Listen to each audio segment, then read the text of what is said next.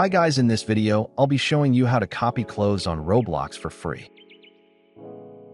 Head over to the marketplace and find the clothing you would like to copy.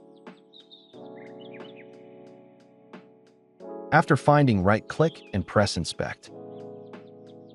Go to the Network tab, press Ctrl+R or press Refresh button. After that, scroll up to the top and find the name of the clothing. Right-click, press Copy, and copy as PowerShell.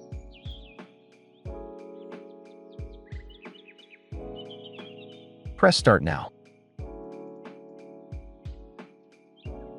Enter the file and your password/PIN.